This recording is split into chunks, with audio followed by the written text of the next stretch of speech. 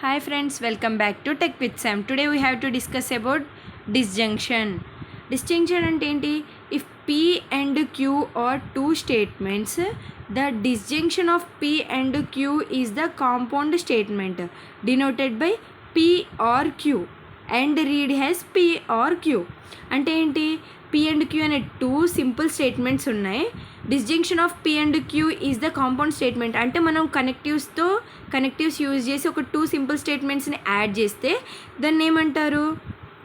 Compound statement అంటారు. It is denoted by P, ఇది or symbol, P or Q and read as P or Q. This statement P or Q is true if at least one of P or Q is true. అంటే P or Q అనేది మనకి true కావాలంటే P or Qలో అంటే P అనే దాంట్లో Q అనే దాంట్లో ఒక్కటైనా ఆ స్టేట్మెంట్ ట్రూ అయి ఉండాలి. అప్పుడే మనకి P or Q అనేది ట్రూ అవుతుంది. The truth table is given by, ఇక్కడ చూడండి PQ అనేవి టూ సింపుల్ స్టేట్మెంట్స్. సో డిఫరెంట్గా తీసుకున్నాం. ఇక్కడ P or Q అని ఉంది. True true, true false, false true, false falls.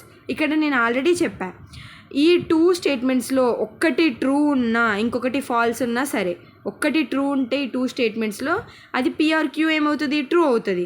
Otherwise it is false. మీరు ఇంకొకలా కూడా డెఫినేషన్ కన్వర్ట్ చేసుకోవచ్చు.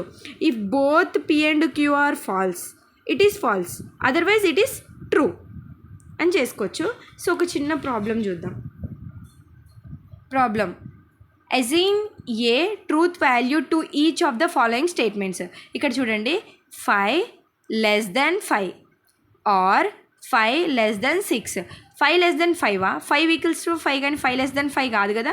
సో ఇది P అనే స్టేట్మెంట్, ఇది Q అనే స్టేట్మెంట్ కింద తీసుకుంటే మనకి ఇక్కడ 1 మార్క్ క్వశ్చన్లో ఇలానే అడుగుతారు. మనం అవి స్టేట్మెంట్స్లా కన్వర్ట్ చేసి దాని తర్వాతకి ఇలా సాల్వ్ చేయాలి step by step. So P అనేది ఒక స్టేట్మెంట్, Q అనేది ఒక statement. Here P is false ఎందుకంటే 5 less than 5 కాదు కదా, so it is false. And Q is true ఎందుకంటే 5 less than 6 కదా, so it is true. P or Q మన ఫార్ములా ఏంటి? ఇఫ్ అంటే P అండ్ Qలో ఒక్కటి ట్రూ అయినా అది ట్రూ అవుతుంది, otherwise it is false. If both are false it is false, otherwise it is true. So ఇక్కడ ఒకటి ఫాల్స్ ఒకటి ట్రూ ఉంది కాబట్టి ఇక్కడ మనం ఈ స్టేట్మెంట్స్ని ట్రూగా తీసుకుంటాం. At least one of P or Q is true కాబట్టి. అర్థమైందా? సో ఇక్కడ చూడండి 5 into 4 ఎంత? 21 అని ఇచ్చారు. ఆర్ 9 + 7 ఎంత? 17 అని ఇచ్చారు. ఇక్కడ చూడండి 5 into 4 ఎంత అవుతుంది? 20 అవుతుంది. 9 + 7 ఎంత అవుతుంది? 16 అవుతుంది. సో ఈ రెండు ఫాల్స్ కాబట్టి ఇక్కడ P అనే స్టేట్మెంట్, Q అనే స్టేట్మెంట్ రెండు falls.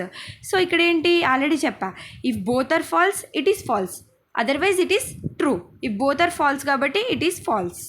The given statement of truth value is false. మనకు ఫాల్స్ వచ్చింది. ఇఫ్ P అనే స్టేట్మెంట్లో ఏముంది? It is cold.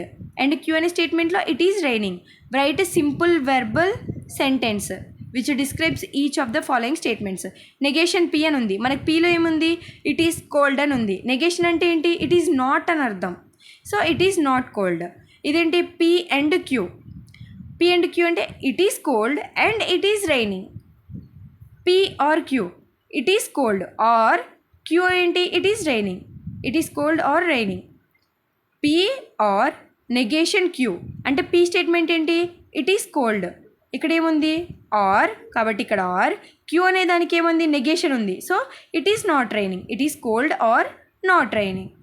సో ఇది డిస్జంక్షన్ అనమాట. సో ఈ వీడియో మీకు నచ్చినట్లయితే please do like, share and subscribe to tech with Sam.